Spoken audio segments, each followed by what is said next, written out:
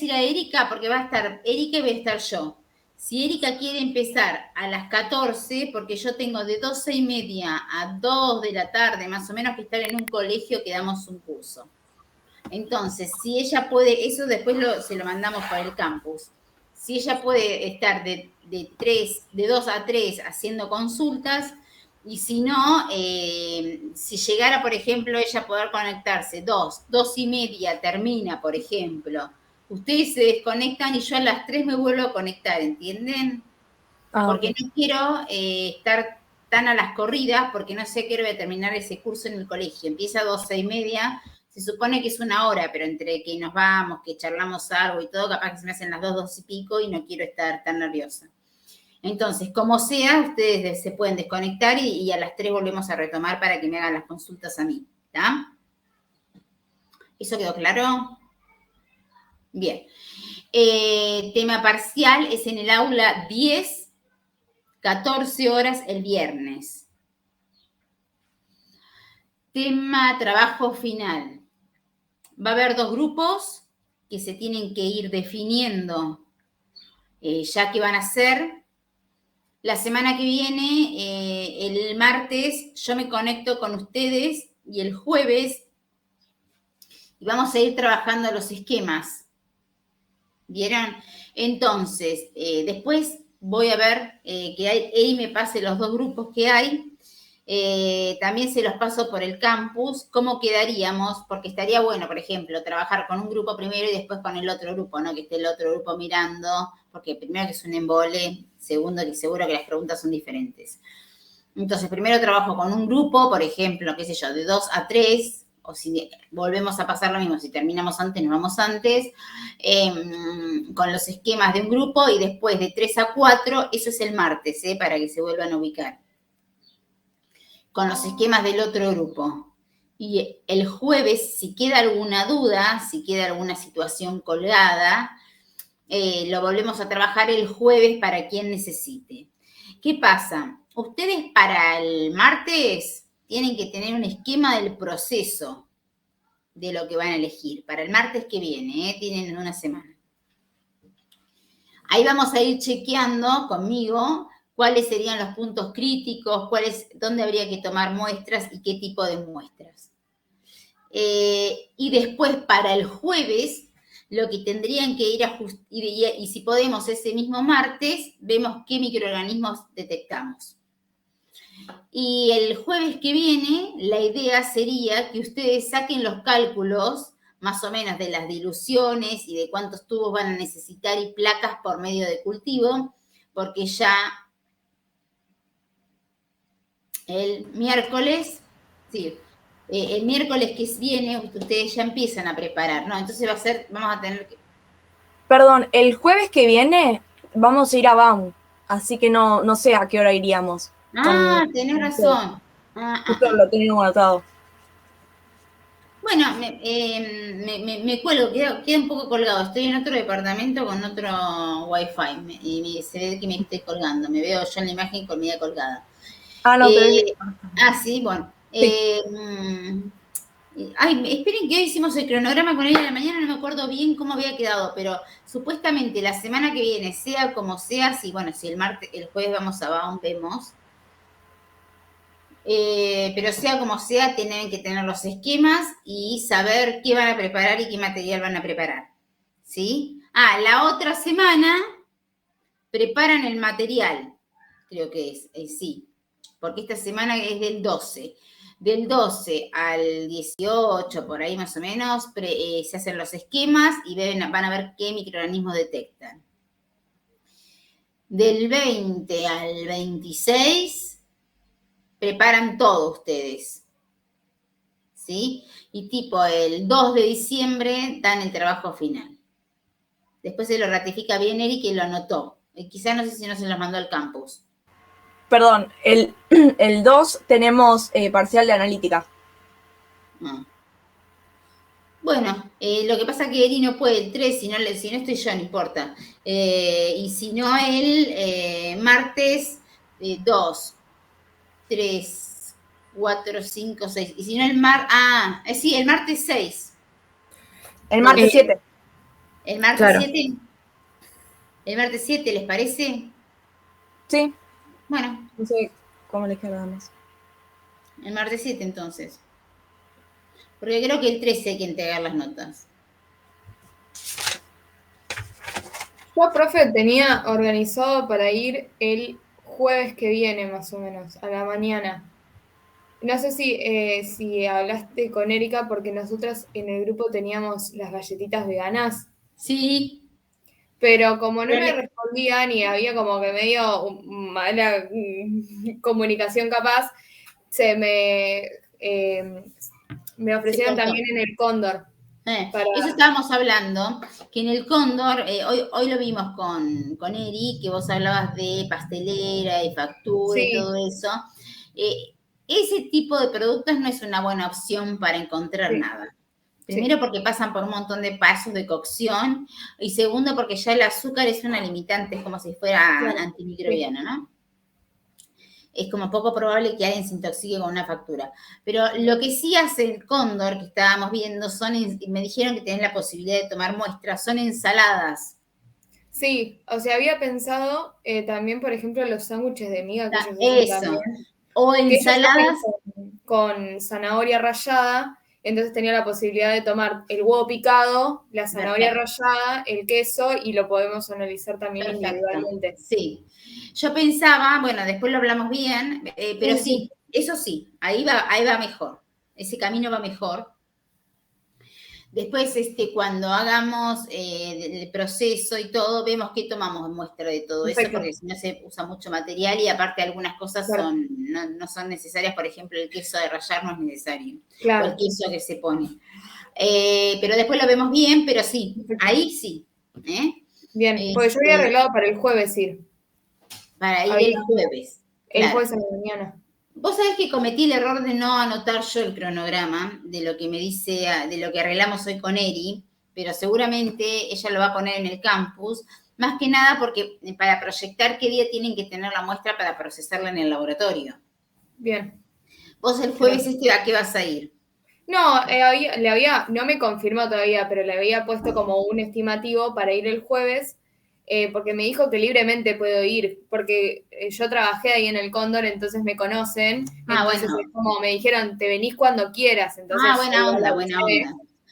Bueno, vos diciendo decirle que vas a hacer eso, ¿qué días sería el día de elaboración de ellos, de todos esos los días a la hora, a la todos los mañana, días? todos Bueno, los días. entonces, listo, vos si querés, ¿no? Andá como para estar ahí cerca, decirle lo que vas a hacer y el día que vamos a muestrear, tenés Agarramos. dos opciones, o vas el día anterior, te agarras Sí, un poco de zanahoria, todo, y después el sándwich armado, que te regalan el sándwich, este, o depende del horario que sea, sí, así voy a la mañana y lo llevo al ah, laboratorio el mismo día. Sí, es por en eso. Güemes la fábrica, no, no es Perfecto. como... Perfecto, me gustó, sí, sí, es interesante eso. Sí, sí. Sí, bien. ¿Y las Sí, demás? me van a dejar agarrar cualquier cosa, digamos. Voy a Sí, me poder dijo. importar. Bueno, por eso te Como, digo que teniendo esa posibilidad, no, que le cambies la factura por eso, pero mil veces perfecto. mejor. Sí, sí, sí. ¿Sí? Listo, genial. Inclusive, bueno, eso también lo vamos a ver bien, pero ahí está mucho la mano del manipulador, donde también hay mucho, puede haber un impacto importante ahí. Sí, sí, sí, sí. Así que bueno, Totalmente. bueno, eso está bien. ¿Con quién vas a hacer vos? Con Camila, con Sofía y con Guadalupe. Bien, con Sofía y con Guadalupe. Bien. Guada no está ahora. No, No la veo, bueno. Bueno, el resto de las chicas más o menos tiene pensado qué va a hacer. Sí, profe, nosotras seríamos, bueno, Mel, Trini y yo. Y yo tengo un amigo que tiene un emprendimiento que hace hamburguesas a la parrilla leña en la casa. Y le comenté a Erika y me Ah, dijo sí. que sí, que servía. Buenísimo. Sí, sí, también está interesante. Entonces, vayan pensando para la semana que viene, para el martes, los procesos. ¿eh? Entonces ahí vamos determinando cuáles serían los puntos más críticos y qué microorganismos podemos determinar. Después vemos quién se conecta a las 2 y quién se conecta a las 3. Para pasar en limpio, el jueves yo me conecto a las 3. ¿Sí? Después le pregunto a Erika si ella puede estar a las 2 de la tarde para las preguntas del práctico. Y el último punto que les quiero decir es cómo trabajar en grupo, que por favor, si bien son 2 grupos, uno de 3 y otro de 4, que tengan una distribución de trabajo pareja, en todos los sentidos, ¿no? Porque a veces algunos se relajan en el sentido de que lo hace el otro. Bueno, estaría bueno que todos se involucren en el proceso porque es como el trabajo final que está bueno para ustedes, no para nosotros, porque imagínate que a nosotros nos han dado un montón de trabajos finales, sino para ustedes porque es como que cierran un proceso de un montón de cosas. Bueno, ustedes van a ver que ahora yo les voy a dar enterobacterias, se lo voy a tratar de dar lo más simple y menos aburrido posible, hay algunos medios de cultivo, pero se los quiero dar porque en definitiva en el trabajo de ustedes lo que van a ir a buscar va por ese lado, ¿no? Entonces, por lo menos, como yo siempre digo, les doy el 100% de las cosas para que en la vida les quede el 50%, como me ha pasado a mí, pero por lo menos si les nombran un medio de cultivo que no les suene un chino, digan, sí, por lo menos me suena, y bueno, y van a ver qué interesante que es el mundo de los medios de cultivo, bueno, por lo menos para mí, que soy microbióloga, porque pone de manifiesto algunas rutas metabólicas de ciertas bacterias que hacen, que dicen, bueno, acá estoy yo, ¿sí? Y no está el resto. Entonces, bueno, es interesante desde ese punto de vista. Voy a pasar a la clase, no se asusten por la cantidad de filminas, porque vamos a ir tratando de hacerlo lo más simple posible. ¿Alguna me quiere preguntar algo, decir algo? Perdón, yo tenía dudas de unas cosas del pescado, pero después al final de la clase última te consulto, si podía. Bueno, dale. Bueno, entonces vamos con la presentación. Uy, ahora que me dice. Ay, Dios. No, abrí el chat, no. No lo abrí porque...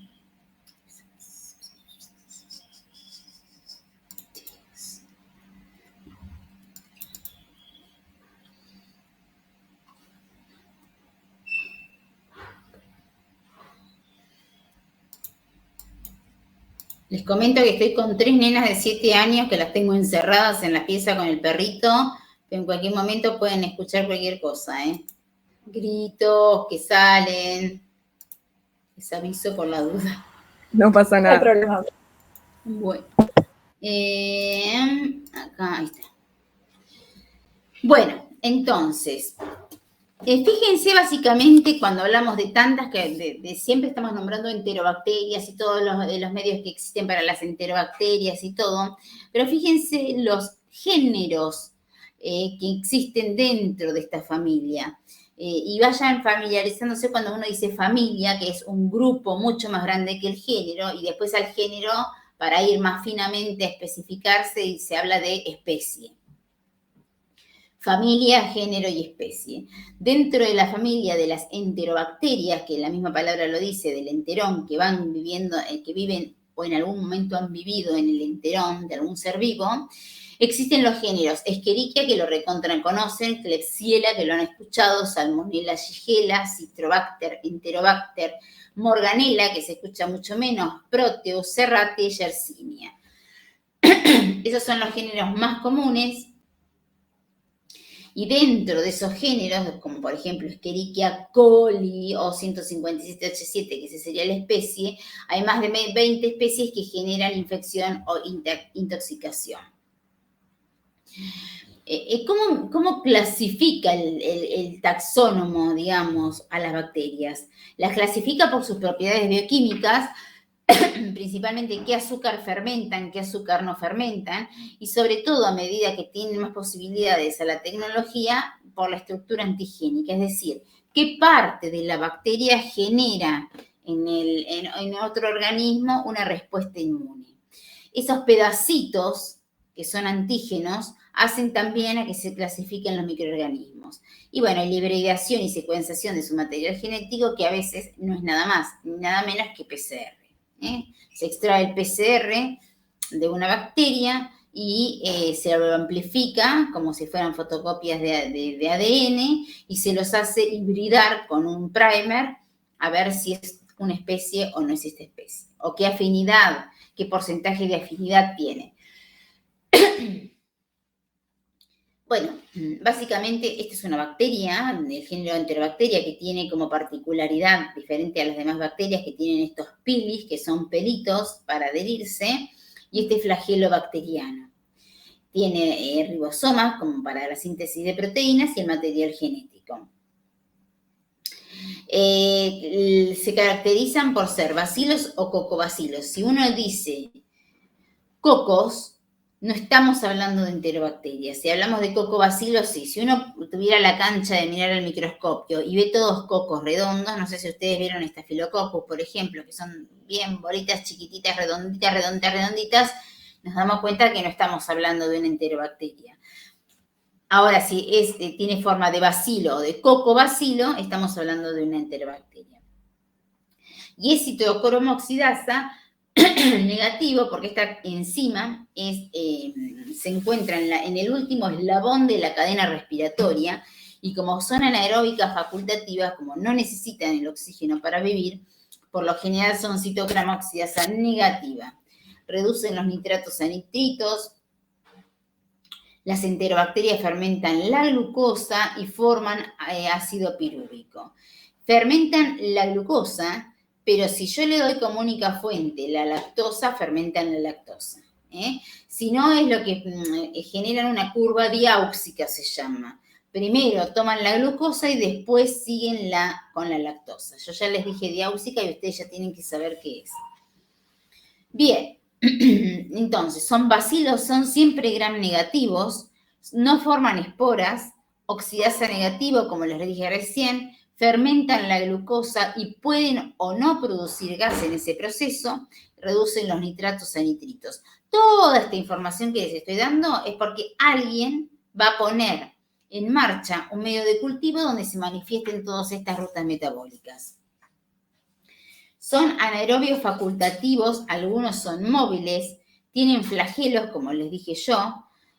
Puede haber patógenos que estén en el sistema digestivo, en el sistema urinario, puede ser algún patógeno que vaya y se aloje en el sistema respiratorio, o están relacionados con enfermedades reumáticas. ¿Vieron que a veces dice alguien tiene una enfermedad reumática o una enfermedad reumatoidea de chico y demás? Bueno, es porque se ha alojado alguna de estas bacterias en los huesos.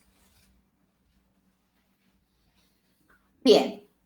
Ya lo vieron a esto, cuentan ustedes con la ventaja de haberlo visto, porque la mayoría de ustedes saben que se utilizan medios selectivos y diferenciales, como puede ser el medio McConkey. Muchas veces se caracterizan estos medios selectivos para enterobacterias, primero que tienen sales biliares y colorantes que van a inhibir el crecimiento de las bacterias gram positivas. Y algunos pueden suprimir el crecimiento de bacterias no patógenas de esta familia. Muchos son diferenciales porque en base a la fermentación de lactosa hay un cambio de color del indicador o porque se produce ácido sulfídrico.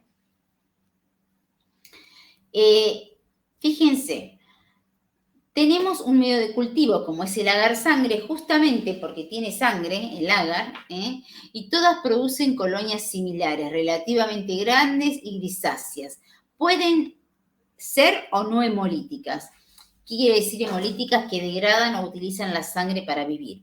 Cuando hablamos del síndrome hemolítico argentino o síndrome urémico hemolítico argentino, estamos hablando justamente de una cepa que ingresa al riñón y empieza también a degradar la sangre. Los 3 medios más útiles para identificar potenciales patógenos son el agar, que es TCI, LIA y urega o agar fenilalanina. El TCI es un agar que tiene triple concentración de hierro, ¿sí? La estructura antígena es usada, vieron que le dije yo que pueden tener varios antígenos, bueno, también son utilizadas esas estructuras para diferenciar en género o especie. Y las más importantes de las enterobacterias se llaman OH y K. Recuerden que los antígenos son la parte de la bacteria que puede generar una inmunidad.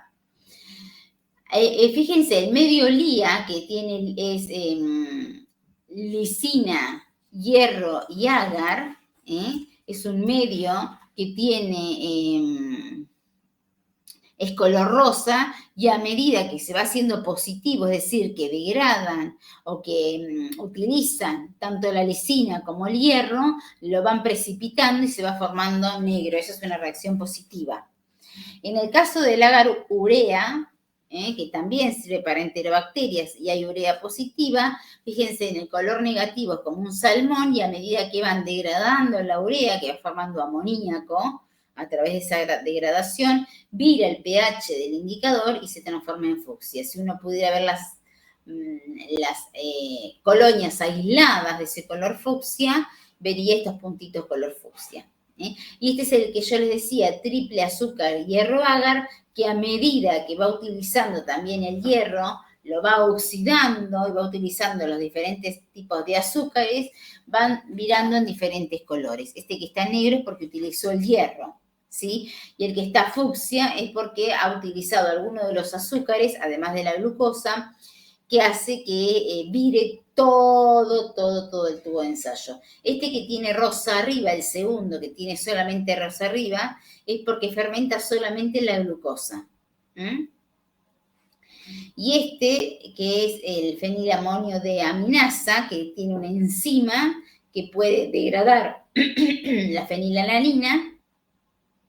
Entonces, cuando es positivo, la degradación de esta fenilalanina se pone de manifiesto por este precipitado negro o verde oscuro. Bien, dentro de estos microorganismos de las enterobacterias hay quienes fermentan rápidamente la lactosa, como es Escherichia coli, Enterobacter y Klebsiella, y fermentan en forma lenta la lactosa, y los que fermentan no fermentan directamente la lactosa, como es Salmonella, Shigella y Proteus. En los medios donde hay solamente lactosa, estas bacterias se verían transparentes. Hay producción de ácido y de gas a partir de la lactosa y o glucosa. Si hay glucosa, algunos utilizarán la glucosa. Se utiliza el medio TCI, triple hierro agar, el rojo de metilo Boges-Proskauer, la citocroma oxidasa, la reducción de nitratos a nitritos. Todo esto se hace para identificar a las bacterias. Una vez que creció en un medio de cultivo, voy seleccionando pruebas bioquímicas que me ponen de manifiesto la citocroma oxidasa, si puede reducir nitritos a nitratos, si puede utilizar el hierro. Bien. Bueno, no le vamos a dar mucho porque ya lo conocen, es el medio agar-McConkey, que es un medio selectivo y diferencial selectivo por las sales biliares que tiene, y diferencial porque degrada la lactosa y pone de manifiesto el color fucsia cuando fermentan la lactosa. Y entonces, ¿cómo se interpretan? Los que no son fermentadores de lactosa son las colonias del color del medio, incoloras, pero los que fermentan la lactosa hacen bajar el pH del medio de cultivo, por lo tanto producen el viraje del colorante y se ven colonias más rosadas, rojizas. El agar SS se llama así porque se llama agar Salmonella Shigella. El agar Salmonella Shigella, como dice ahí, es un agar para Salmonella y para Shigella, tiene sales biliares. ¿Para qué? Ya a esta altura, ya saben para qué son las sales biliares, inhiben el crecimiento de las gram positivas y de los coliformes. La lactosa y rojo neutro actúan, la lactosa como un azúcar y el rojo neutro como un indicador de pH. Cuando fermentan la lactosa cambian de color a rosa. Como Shigella y Salmonella no utilizan la lactosa, ¿cómo se van a ver? Transparentes. Pero después tiene otro agregado, el Salmonella Shigella, que es el tiosulfato, que es la fuente o el sustrato justamente para que produzcan ácido sulfídrico. Este ácido sulfídrico, fíjense, reacciona con la sal de hierro del agar, que está Salmonella Shigella, y se forma sulfuro de hierro de color negro. Por eso se ven las colonias negras, porque ese tiosulfato es utilizado como sustrato por las bacterias Salmonella o Shigella y forman sulfuro de hierro, que es color negro. Entonces, para que ustedes tengan idea que tienen que recordar de estos medios de cultivo, que es un medio selectivo, diferencial, que siempre, pues, si es para gram negativas, tiene sales biliares para inhibir gram positivas, y que siempre que haya un sustrato para degradar y que se forme un ácido, va a haber un indicador de pH que hace que las colonias se diferencien de color. Dentro de la diferenciación o de la búsqueda de salmonela, también está el medio Hectoen, que es un medio que me selecciona y me diferencia salmonela y shigella a partir de heces y alimentos. Bueno, fíjense de nuevo, las sales biliares que inhiben las gram positivas, el azul de bromotimol y la fucsina ácida son indicadores de la fermentación de los hidratos de carbono, y el citrato de hierro actúa como indicador de la formación de este ácido sulfídrico, a partir del tiosulfato, que también tiene tiosulfato. Bien. ¿Cómo se ven en este medio de cultivo, que son cromogénicos, que tienen color? La salmonela, colonias azul verdoso con centro negro. La shigella, verdes o pálidas sin centro negro. Proteus, colonias transparentes con centro negro. Y coliformes, colonias y medio color rojo salmón. Bueno, no importa. Pero cada una de estas bacterias está manifestando una ruta metabólica que, si el medio tiene el sustrato, lo va a utilizar y va a dar algo diferencial. Entonces, en este medio de cultivo se interpreta la fermentación de la lactosa, si son fermentadores o no fermentadores, y si producen el ácido sulfídrico.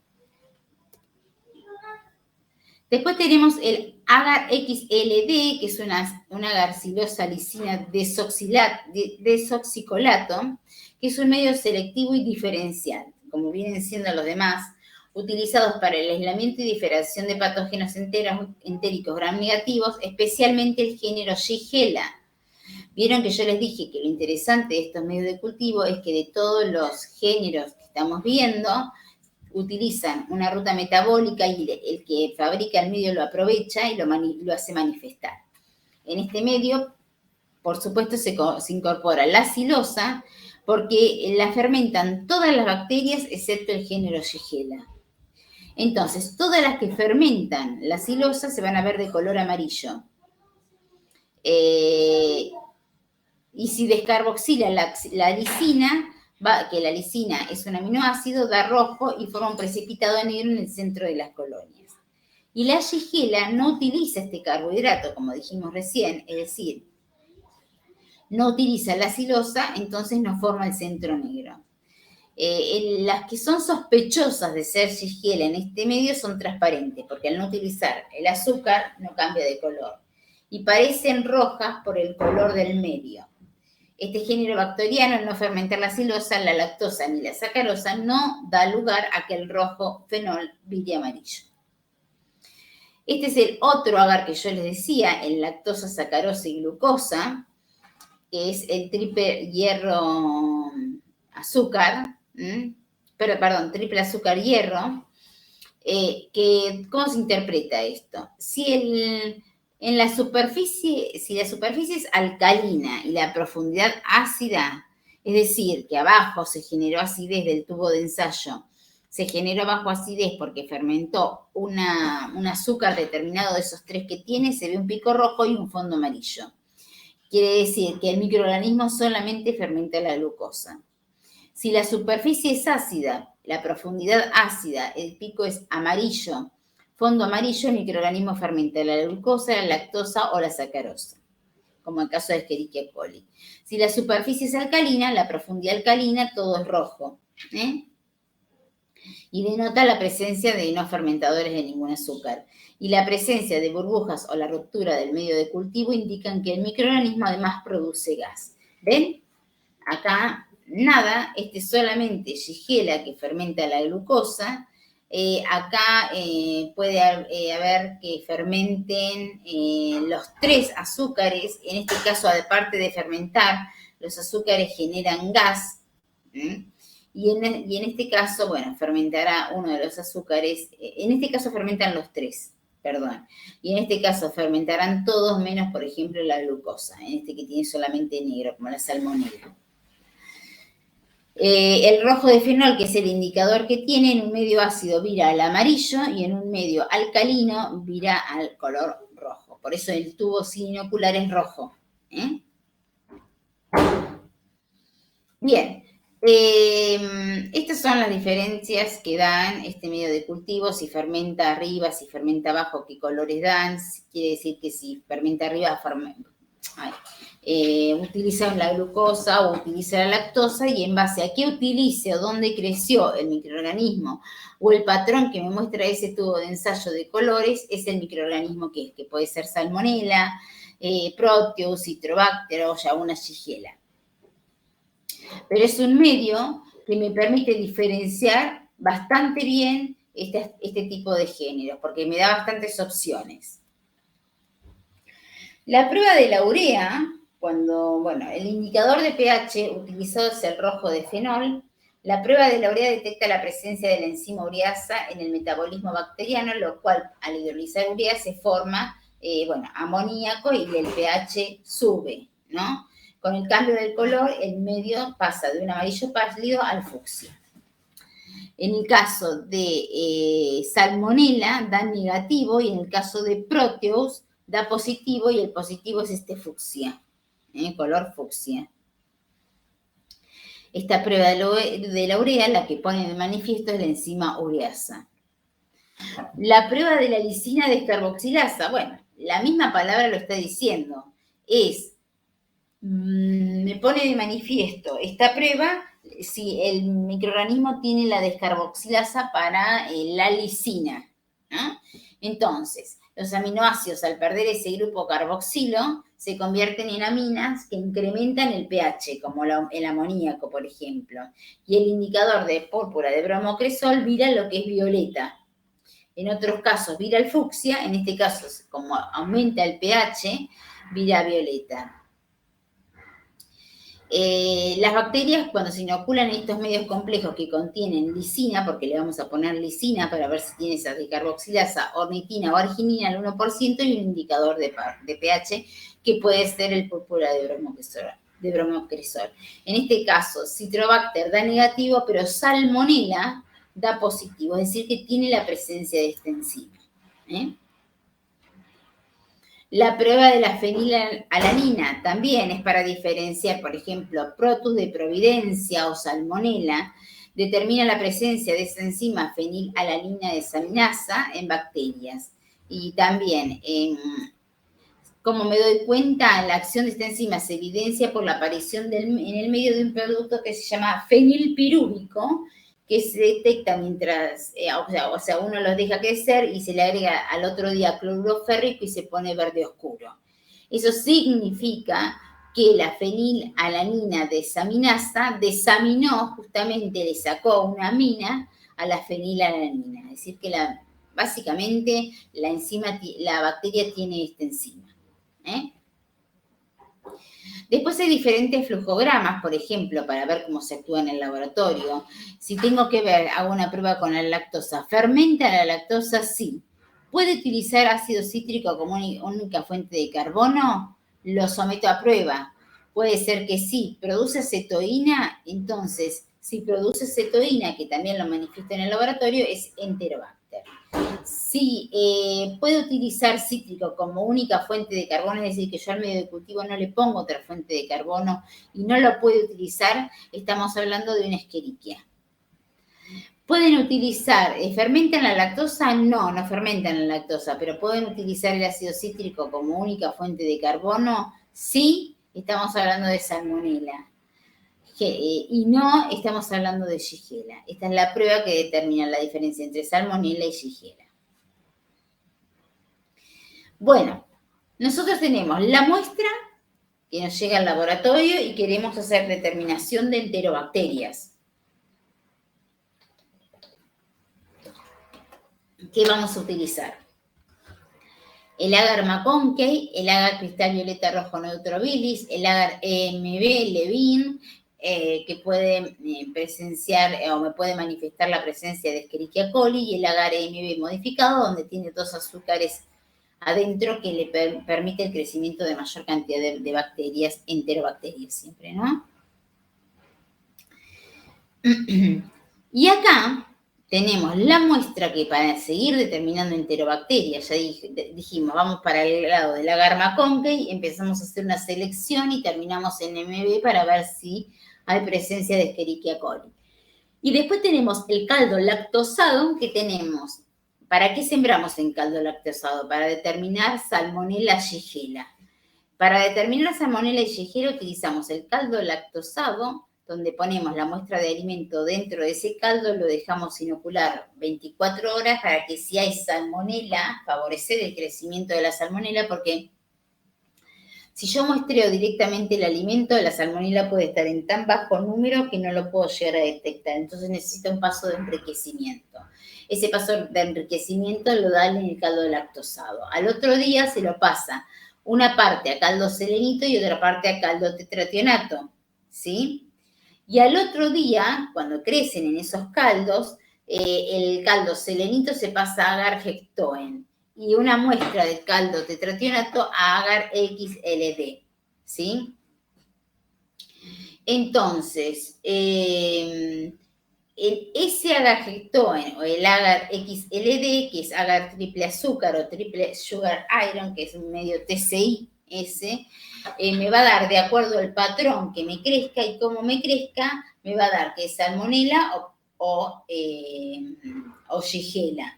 Y también me va a diferenciar salmonela de Proteus, porque es muy fácil y crecen exactamente pegadas una a la otra la salmonela de Proteus. Nos pasó ahora con Celeste, la ayudante de ustedes, que nos trajeron una muestra de cama de pollo, que básicamente es caca de pollo.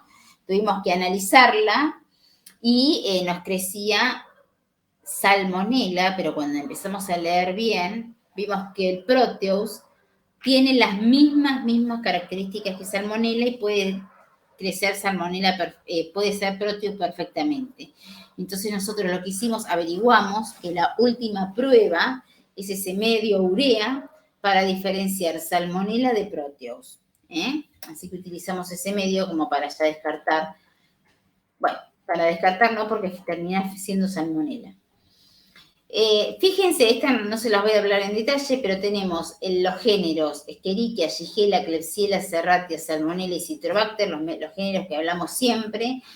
Cómo da el patrón en las pruebas INDIC, cómo fermentan la lactosa, si fermentan la lactosa, y si tienen movilidad. También hay una prueba que se hace en tubo de ensayo con un agar, donde se manifiesta la movilidad de las bacterias.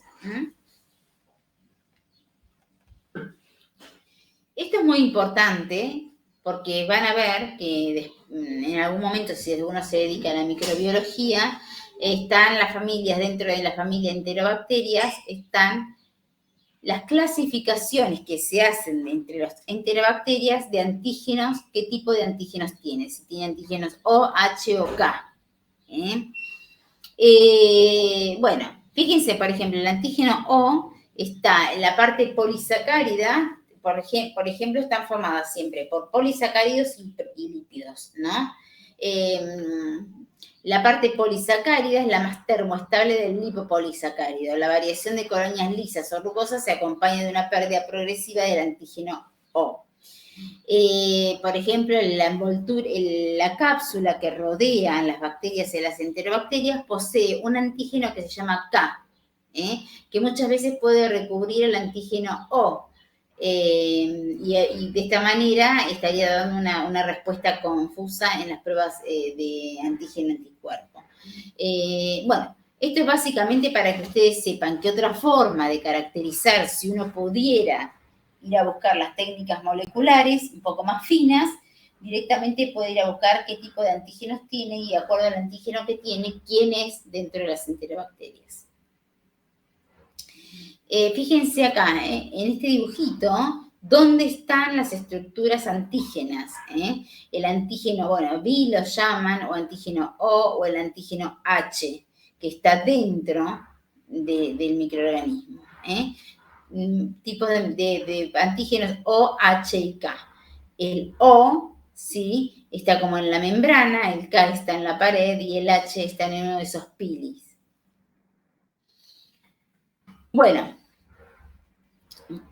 Una vez que las bacterias enterobacterias, como la misma palabra lo está diciendo, forman parte de nuestro intestino.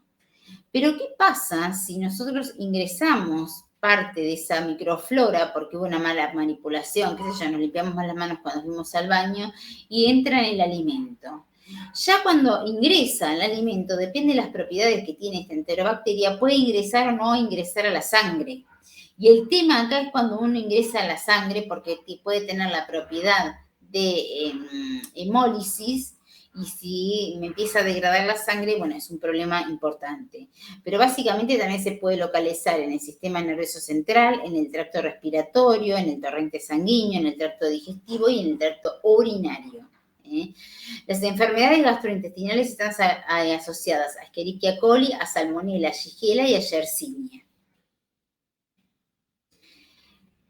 Básicamente las características más comunes de lo que son las Escherichia, que hay muchas, fíjense el dibujito este, es exactamente como se ve bajo el microscopio.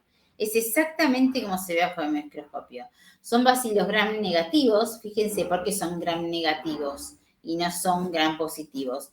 Porque ahí en el microscopio se ven bien rosas, quiere decir que el cristal violeta no ingresó o se pudo ir de adentro de la célula. Entonces, por eso se dice que son gram negativos.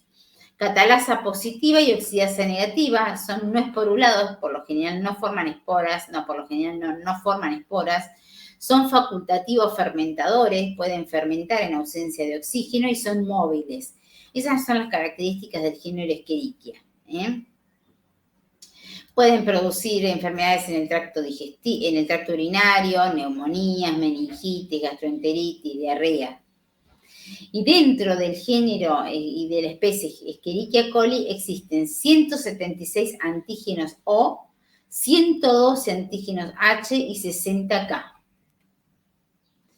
Bien, bueno, las diarreas de Escherichia coli pueden ser de dos maneras, acuosas o inflamatorias, y la acuosa ya me imagino que es por la secreción de enterotoxinas de adentro de la bacteria, y bueno, imagínense que lo que produce más que nada es una deshidratación. Y las diarreas inflamatorias producen una inflamación de lo que es la mucosa intestinal. Hay liberación de citotoxinas por parte de la bacteria, destruyen las células y hay una diarrea, bueno, importante que produce sangre, pus e inflamación.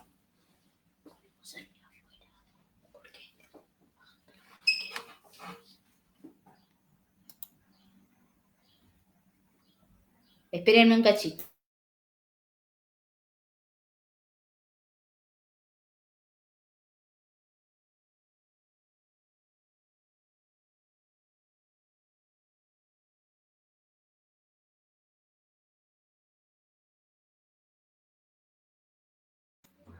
Bueno, perdone. Entonces tenemos las diarreas inflamatorias que dijimos que producen ya inflamación de lo que son las mucosas intestinales y pueden producir hemorragias, pus, bueno, y todo lo que provoca una inflamación. El diagnóstico se realiza principalmente por los síntomas clínicos que presenta el paciente, se aísla y se trata de detectar el microorganismo, dónde de la materia fecal del paciente. Bueno, se hace todo el protocolo para determinar Escherichia coli, inclusive fíjense, se siembra en Fluorocult HC agar con MUG, bueno, todos esos medios de cultivo son medios de cultivo cromogénicos que me dan un color determinado y me dicen si es Escherichia coli o no. Pero para finalizar la determinación si es Escherichia coli o no, se hace la prueba ELISA, que recuerdan en la ELISA sándwich que se ponía el antígeno, luego la muestra con el anticuerpo a ver si estaba o no, y otra vez el antígeno, bueno, o al revés, el antígeno, el anticuerpo y otra vez otro anticuerpo. Esa era la prueba de ELISA. No se usan antibióticos para este tipo de bacterias porque se pueden hacer también resistentes. Dentro del género Salmonella, que es una enterobacteria, también son bacilos gram negativos, esporulan, fermentadores de glucosa solamente, pueden formar gas o no, aerobios o anaerobios facultativos, también pueden crecer en presencia de oxígeno, tienen catalasa positivo y oxidasa negativos, son agentes etiológicos que producen lo que se llama la fiebre entérica o tifoidea, y en la actualidad se han descrito más de 2.000 serotipos. Cuando hablamos de serotipos, hablamos de este antígeno O que se encuentra en partes de las células de esa salmonela. Bueno, y puede producir una enteritis salmonelósica, que es básicamente cualquier síntoma de las enterobacterias, cuando entran al torrente sanguíneo y tienen algún antígeno que provoca en mí una reacción inmunológica, son siempre los mismos signos. Dolor abdominal, diarrea, náuseas, y hasta puede llegar a provocar una colitis sangrienta, sanguinolenta. Bueno, es esto lo que yo les digo, ven una enteritis sistémica, de acuerdo a qué tipo de salmonela ingresa, se produce una fiebre que se llama fiebre tifoidea, que puede durar de 3 a 56 días, y las salmonelas invaden el epitelio intestinal, se transportan a los ganglios linfáticos y pasan al torrente sanguíneo y producen septicemia. ¿Qué es una septicemia? Es una enfermedad general en el organismo. Esto es que produce lo que es la fiebre tifoidea, que se provoca por Salmonella typhi o Paratyphi, y que por lo general se genera cuando hay ¿vieron la enfermedad del viajante? Se dice, bueno, esa enfermedad es cuando generalmente se toma agua contaminada o un agua que ya para la población ya está inmunizados con esa agua y a nosotros nos provoca una enfermedad o nos provoca que nos hizo mal el agua. Bueno, uno de los motivos es la presencia de estas salmonelas, que producen gastroenteritis, bueno. Tiene que haber diferentes manifestaciones clínicas, pero generalmente son las mismas, descompostura, reacciones o acciones que tiene el organismo para eliminar esa intoxicación. Bueno, como dijimos, el diagnóstico se hace también por salmonela, por los síntomas clínicos que tenga y el aislamiento de bacterias desde las heces. Se hace el preenriquecimiento, como les dije yo, y después se enriquece en diferentes medios selectivos para Salmonella y Shigella, ¿sí? Y a medida que van creciendo en esos medios y me van dando indicios de que es Salmonella, cada vez voy afinando más la marcha con medios más selectivos. Fíjense la estructura de la salmonela, que es muy parecida con los antígenos y la cápsula que posee antígenos, lipopolisacáridos, todo lo que es la pared celular, que está formada por los lipopolisacáridos y los lípidos, y que dentro de esos lipopolisacáridos está el antígeno O, que también lo tiene el Escherichia coli, pero básicamente la estructura es muy parecida. Tiene pilis, tiene ese flagelo bacteriano, que también ese flagelo hace de antígeno. Y fíjense, todas las pruebas bioquímicas que se le hacen a la salmonela, como fermentación de lactosa, producción de ácido sulfídrico, descarboxilación de la lisina, de la ornitina, todas esas pruebas bioquímicas, y de acuerdo al patrón que da, me dice si es salmonela y qué subespecie es. Esas son todas pruebas bioquímicas, no son medios de cultivo, son pruebas bioquímicas que se hacen en tubos de ensayo. Y acá también, después hay un microorganismo que también es el Proteus, que crece permanentemente, como les decía yo, al lado de Salmonella, pero que tiene ciertas diferencias en las pruebas bioquímicas. Una y principal, que la que se utiliza en el laboratorio, es la hidrólisis de la urea, donde el Proteus sí hidroliza la urea y Salmonella no. Después hay muchísimas pruebas bioquímicas más, como por ejemplo las que me diferencian Salmonella de Citrobacter. Las salmonelas, entonces, relaciónenlo con la fiebre tifoidea o gastroenteritis o salmonelosis. Es lo mismo. ¿Y dónde se encuentran las salmonelas? Que siempre las relacionamos con la comida, con aquellos productos que vienen de las aves, como pueden ser los huevos, porque justamente la salmonela se encuentra o es habitante del tracto digestivo de las aves de corral, y que después pasan al oviducto y se ponen en contacto con los huevos. Entonces siempre dicen que a los huevos hay que tratarlos como si siempre tuvieran salmonela. Hay que darles tratamientos especiales, una refrigeración especial, un tratamiento de limpiarlos antes de romperlos. Bueno, estas son las características bioquímicas de la Shigella, que es otra bacteria como la salmonela. Salmonella, Shigella generalmente están pegadas, prácticamente tienen las mismas pruebas bioquímicas, como por ejemplo, no fermentan la lactosa, como que también pasa con las salmonelas, y se utilizan medios de cultivo más sofisticados después para hacer una diferenciación fina entre salmonela y Shigella, que están siempre pegadas. Fíjense que la Shigella, produce la toxina Shiga, que es muy conocida, como es la Salmonella dysenteriae, que es la que provoca estas hemorragias y descomposturas tan fuertes. También esta es el epitelio celular del intestino. ¿Qué pasa? Se empiezan a adherir las bacterias al epitelio intestinal hasta que llega un momento en que las células del intestino las absorben por endocitosis, las toman y las pasan a liberar al torrente sanguíneo. Cuando pasan al torrente sanguíneo estas bacterias, ya estamos en problemas, ¿no?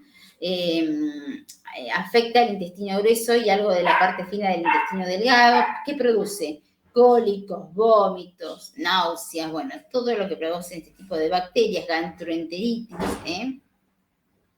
y puede haber colitis hemorrágicas. Y síndrome hemolítico urémico, que es el mismo síndrome que provoca el Escherichia coli OH157. Dentro de este género Shigella no fermentan la lactosa, no producen ácido sulfídrico y no descarboxila la lisina. En base a esas pruebas bioquímicas se pueden diferenciar o se pueden utilizar diferentes medios de cultivo que lo ponen en evidencia. Algunas cepas de Shigella se parecen a Escherichia coli. Por eso muchas veces se confunden y se tienen que seguir haciendo pruebas. ¿Y cuál es la última prueba y la más importante de todas las que se hace? Que es lo que se está haciendo últimamente, son las pruebas moleculares. Un PCR, todas las pruebas que fuimos viendo, o mismo inmunológicas, que son mucho más finas y más precisas, tienen más sensibilidad y detectan con más precisión, digamos, qué tipo de bacteria es. Para el aislamiento de Salmonella y Shigella se hace lo mismo, se va aislando al mismo tiempo que Shigella, se va aislando Salmonella, pero después se van diferenciando en diferentes, o se van utilizando diferentes medios de cultivo que lo van haciendo diferenciarles, como por ejemplo el medio TCI, que es el triple hierro y azúcar, que Salmonella tiene un patrón de crecimiento ahí, Shigella tiene otro patrón. Pero fíjense que después terminan haciendo PCR, que es lo más acertado. Bueno, todas estas enterobacterias, todas absolutamente, crecen en el medio McConkey, ¿sí? Pero ¿cómo se verían estas colonias? Se verían transparentes porque justamente no fermentan la lactosa. Entonces, en el medio McConkey, cuando fermentan la lactosa, se ven rojizas. En este medio se ven translúcidas, lo mismo que en el agar SS, Salmonella Shigella. En el agar XLD, se ven transparentes y del mismo color del medio de cultivo, rojo, porque no fermentan la silosa. ¿Se acuerdan que este medio XLD, X, acuérdense de silosa? la lactosa tampoco, y no da lugar a que vire el amarillo al rojo de fenol. Es decir, silosa y tiene lactosa. XLD, el medio, entonces silosa y lactosa, ninguna de las dos las hidroliza, no produce el viraje del indicador, entonces por eso se mantiene color rojo del mismo color del medio.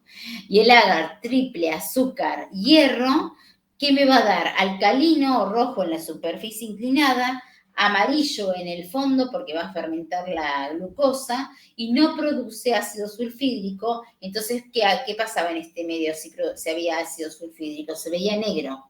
Bueno, acá no se vería negro en el caso de Shigella porque no fermenta. Así que bueno, lo que les quiero presentar con esto, que no quería dejar de dárselo, es la variedad de medios de cultivo que manifiestan diferentes rutas metabólicas y que muchas veces, como en el caso de Salmonella, Shigella o Salmonella Proteus, van creciendo tan juntas que uno puede cometer el error de decir que es Salmonella cuando en realidad es Proteus. Y si yo a un productor, por ejemplo, como de cama de pollo, ¿no?, que es el fertilizante de la tierra que utilizan para cultivar, le digo que hay Salmonella, no puede certificar, porque tiene que haber ausencia de Salmonella. Entonces yo tengo que usar el medio más fino de todos para determinar si es Salmonella o es Proteus, que nosotros en el laboratorio lo utilizamos, por ejemplo, y nos siguió dando que era Salmonella. Entonces, por eso les quería dar esto, para que ustedes tengan idea o empiecen a ver la cantidad de medios de cultivos que hay y que sobre todo pueden ir acompañando en esos medios de cultivo el crecimiento de otras bacterias, las cuales ustedes tienen que tomar la decisión de diferenciar. Y si no, directamente, cuando sospechen qué tipo de bacteria es, porque ya hicieron alguna prueba bioquímica y dicen, bueno, puede estar entre esta y esta, la mandan a secuenciar y a hacer PCR directamente. ¿Por qué? Porque el laboratorio va a decir, bueno, está entre Escherichia coli y Salmonella. Entonces dice, bueno, voy a agarrar los primers de Escherichia coli, los primers de Salmonella y veo con quién tiene mayor afinidad. Igual consulta, por más de que el medio te dé positivo para Salmonella, siempre tenés que hacer un primer, o sea, una prueba bioquímica. Sí, siempre que te dé positivo para Salmonella, uno hace 5 o 10 años atrás decías es Salmonella. Claro, ahora no se puede. Es presuntivo de Salmonella. Claro. ¿Sí? Claro, sí. Porque hay pruebas más finas que me terminan de confirmar. Perfecto. Bueno, ¿todo bien? Bueno, ¿vos me querías consultar algo, Camila? Sí, del pescado. A ver. Más que nada porque, o sea, no entiendo bien cómo es el proceso. O sea, cuando se muere el pescado, se acaba el suministro de oxígeno y por lo tanto cesa la producción de ATP. Exactamente. Y no entiendo cómo va el glucógeno en todo esto. O sea, es por la glucólisis. Claro, el glucógeno se va agotando porque el pescado, digamos, se muere. Hay una cierta estructura en el tejido que sigue generando ATP a través de esas reservas de glucógeno. El glucógeno ese se va agotando porque se va formando ATP mientras se pueda formar el glucógeno. Cuando ese glucógeno se va agotando porque ya decae, el ATP baja, la concentración baja, el organismo, las células que todavía tienen nutrientes, pelean por seguir formando ATP, entonces lo que hacen es formarlo en forma anaeróbica, ¿sí? El pH baja muchísimo, claro, y ahí es donde se produce la contracción del músculo. Claro, porque yo tenía que el glucógeno, bueno, se degrada y te produce octopina, lactato y piruvato. Que eso hace, o sea, esa producción hace que baje el pH y que se pare la glucólisis. Sí. Pero, claro, sí. Como que no termino de unir todo, ¿se entiende? Mira, cuando vos tenés oxígeno, que el pescado está respirando, ¿sí? O tenés residuos de oxígeno, se hace la glucólisis, es decir, ese glucógeno se va transformando en ATP, ¿sí? Con presencia de oxígeno. La formación de ATP, de esas moléculas de energía, del adenosín trifosfato del ATP, se forma con mucha mayor eficiencia. Nosotros estamos vivos, estamos respirando, estamos gastando esas reservas de glucógeno o de glucosa también. Claro, pero el tema es que de la degradación de glucógeno te da piruvato. Claro, y eso te da ATP. Qué boluda. Qué tonta. Ah, bueno, sí, eso. Claro, el piruvato te da el ATP. Claro, es que termina en el camino produciéndote la formación de ATP. Claro, ahí está. Como que, claro. O sea que el piruvato no te disminuye el pH, ¿o sí? ¿Por qué te disminuye el pH? Lo que te disminuye el pH, hay dos cosas que hacen que se contracture el músculo. La baja concentración de ATP y la formación de ácido que se empieza a formar, porque ya el oxígeno disminuye tanto en el músculo, que el músculo tiende a toda costa a seguir formando moléculas de ATP y lo empieza a formar por la ruta anaeróbica. Anaeróbica. Claro. Pero te va a formar mucho menos. Anaeróbica se empieza a formar ácidos que bajan el pH. Y se genera muchísimo, el rendimiento de ATP es mucho menor. Sí, porque son dos ATP por una molécula de glucosa. Exacto. Y en el otro son 36. Exacto. Claro, se empieza a terminar el oxígeno y entonces va por el anaeróbico y ahí te produce octopina y lactato, que eso hace que se disminuya el pH. Exacto. Y bueno, lo de la glucólisis se detiene. Claro, ahí se detiene entonces entre la baja de concentración de ATP, que el ATP se termina degradando y forma hiposantina. Sí. Que eso es lo que le empieza a dar feo olor al pescado. Sí. Entre la baja concentración de ATP y la formación de ácidos, porque hay como una fermentación, digamos, empieza como una fermentación que es anaeróbica, entonces ahí se produce lo que es la contracción del músculo. Ya después cuando empiezan a actuar ciertas enzimas como las colagenasas y las que vimos, empieza como una cierta relajación. Claro, un reblandecimiento. Exacto.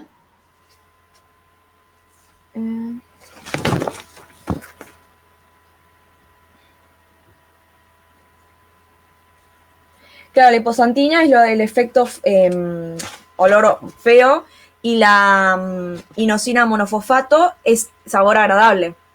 Sí, una cierta concentración. Sí. El principio, digamos. El principio. Es como favorable, digamos. Claro. Tenía otra pregunta, pero no me acuerdo dónde está. Cuando se forman, las catepsinas y las calpaínas son del músculo. Y después puede ser que las colagenasas sean cuando disminuye cuando se lo refrigera el pescado. Las colagenasas empiezan a actuar sobre el colágeno del pescado. Claro, sí, lo empiezan a degradar. Claro, exactamente. Y todo eso se sigue dando a temperaturas de refrigeración, no tanto a temperaturas de congelación. Claro, tenía que ser menos 30 grados centígrados para que... Y sí. Vieron que el pescado que más se mantiene o cuando lo bajan del barco tiene hielo. Claro. Es la mejor forma de mantenerlo. O sea que la única que sigue con el pescado refrigerado es la colagenasa. Sí. Listo. Sí, y otras enzimas también, Pero bueno. Claro, pero de las calpaquinas y las catepsinas no. Sí. Bueno, no, ponele. Depende de la especie, depende. Claro, sí. Lo importante de eso no es a qué temperatura actúan, sino que ya eso está actuando sobre el tejido muscular que produce un reblandecimiento, ¿sí? Claro. Y las colagenasas también sobre el tejido muscular, ¿no? También son del tejido muscular. Claro, porque lo desgarran, digamos. Claro. Entre las fibras del pescado está el colágeno. Sí. Lo mantiene, digamos, y se va comiendo ese colágeno de encima. Claro, yo tengo que el colágeno sostiene el tejido, avanza el almacenamiento refrigerado, los niveles de colágeno decaen por las colagenasas. Claro, sí, tal cual. Y algo decía de que las calpaínas son activas a pH fisiológico. Sí. Esto indica la importancia en el ablandamiento del pescado durante el almacenamiento refrigerado. No entiendo qué tiene que ver con el pH fisiológico. Porque acuérdate que durante toda esa degradación de cosas, pasaron cosas, y los pH por la formación de urea, de cosas van subiendo o van bajando.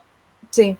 Entonces, en un momento baja el pH porque por lo que dijimos recién que baja el pH, y después Sí. otra vez vuelve a subir porque empieza a degradarse ciertos aminoácidos, y entonces en algún momento empieza, digamos, a estar en el pH fisiológico donde empieza a actuar la enzima esta. Ah, ok.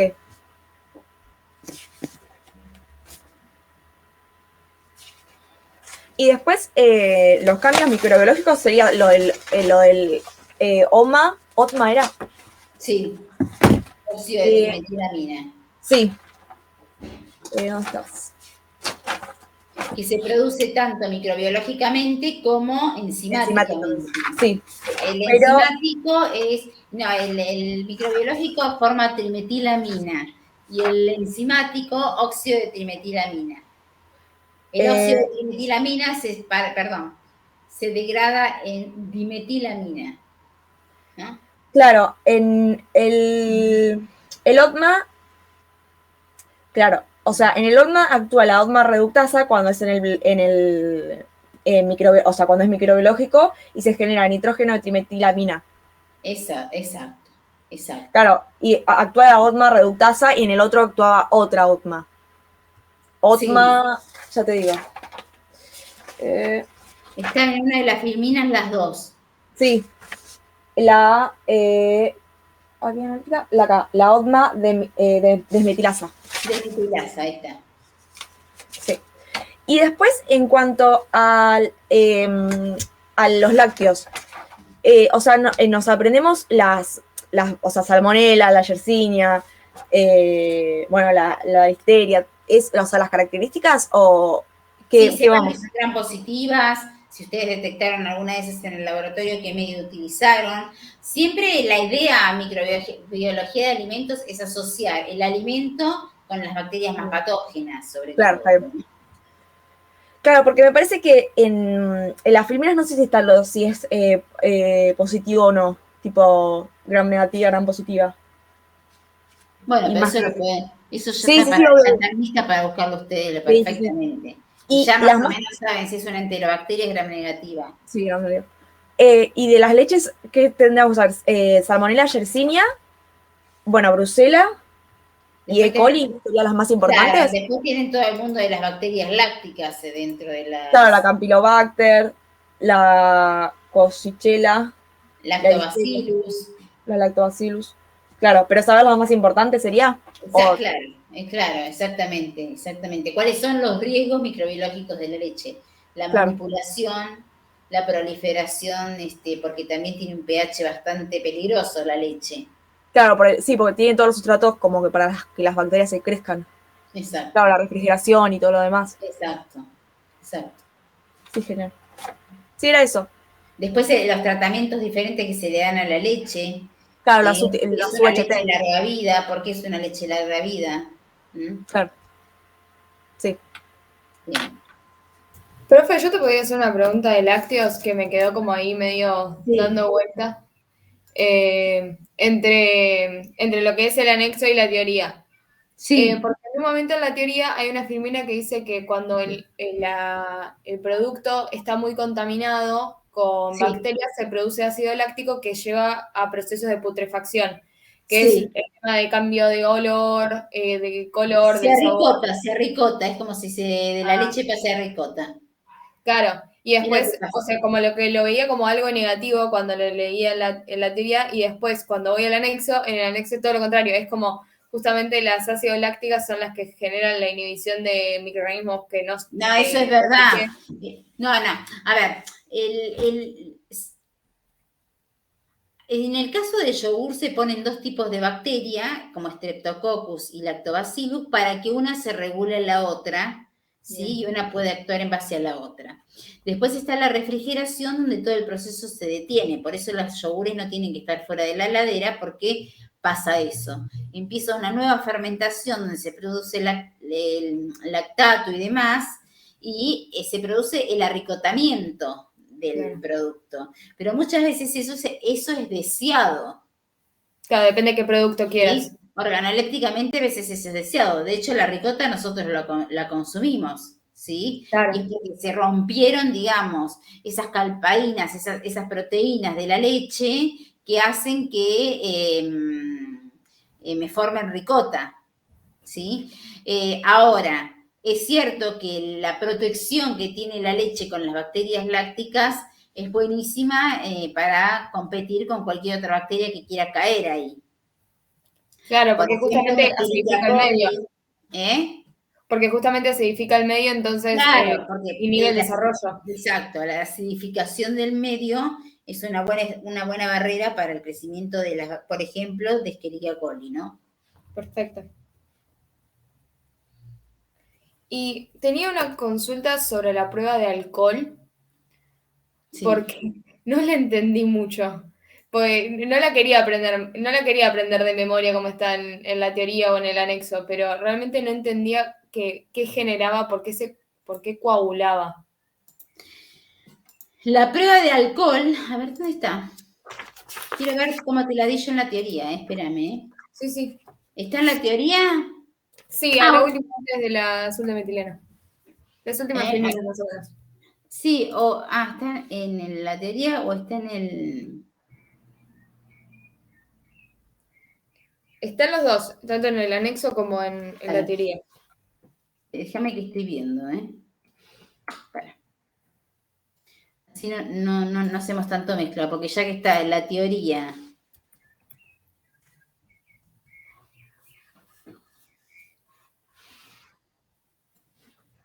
Para darte...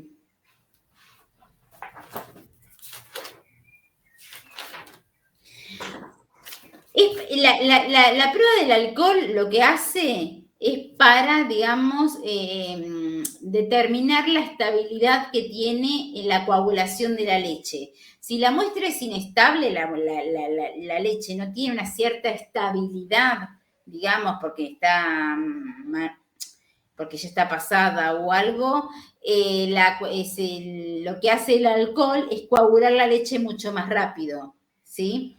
Bien. Ahora quiero ver, estoy mirando,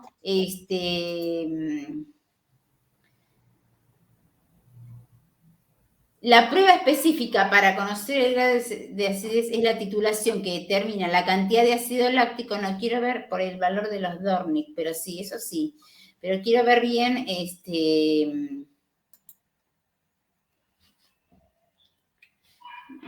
la prueba del alcohol.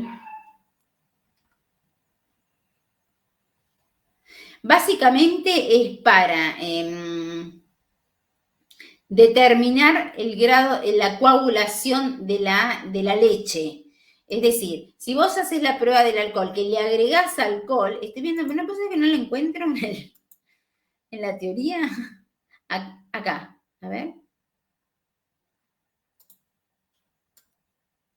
¿Vos te acordás en qué filmina está? Número, no, me acuerdo que eran de las últimas. Sí, Ya está. busco si no. Creo que era una sola filmina, dos filminas. Sí. Justo antes de azul de metileno era. Bueno, básicamente lo que hace el alcohol es determinar en qué nivel de estabilidad proteica tiene. Si vos tirás alcohol y coagula rápidamente, es porque hay una gran inestabilidad proteica. ¿Sí? Si vos tirás el alcohol y tarda bueno, no sé bien los tiempos, por eso no te quiero meter la pata y quería encontrar la filmina. De todas maneras te contesto si querés después por mail, para decirte bien precisamente qué cantidad y qué concentración de alcohol poner y todo, pero básicamente es eso, para ver la estabilidad proteica de la leche. Vieron que ustedes, que la proteína, la leche está formada por gotas de grasa y proteínas alrededor. Eso tiene que tener una cierta estabilidad. Vieron que si, por ejemplo, un yogur que no tiene esa estabilidad, empieza a formar el suero porque empieza como una coagulación, ¿no? De esa leche. Entonces, la prueba del alcohol básicamente es para eso. A ver qué grado y en qué tiempo coagula y me da una cierta estabilidad de la estabilidad proteica de la leche, del sistema. ¿Sí? Coágulo de sistema, grasa, proteínas. Perfecto, sí, acá estaba leyendo, ya con eso como que lo pude entender. Claro, es como que me indica la carga microbiana porque me genera la desestabilización de la leche, tantos microorganismos, entonces si en cortos tiempos lo que hace la carga es Exactamente. acelerar esa coagulación para determinar a ver si hay o no. Exactamente. Y si le sumas los microorganismos, depende de la carga, desestabilizan mucho más rápido ese sistema. Entonces, Perfecto. al poner alcohol, si se coagula enseguida es porque, bueno, ese sistema está todo roto. ¿Quién lo rompió? Pueden ser las bacterias. También puede haber una cuestión enzimática ahí, pero bueno. Sí, Perfecto. como sea, esa leche no sería apta. Claro, perfecto. Genial. Mil gracias, profe. Igual lo que quieran me preguntan por privado, así pueden seguir estudiando y no tienen dudas en el camino. De todas maneras, el jueves yo me conecto a las 3, pero les vamos a pasar por el campus a qué hora se conecta bien Eri. ¿Sí? Buenísimo, profe. Sí, genial. Bueno, chicas, Muchas gracias. bueno, nos vemos. Entonces, si las otras no tienen dudas, nos vemos el jueves que viene. Dale, Dale, gracias. buenísimo. Dale, gracias. Cualquier Chao, cosa profe. pregunten. Chao. Dale.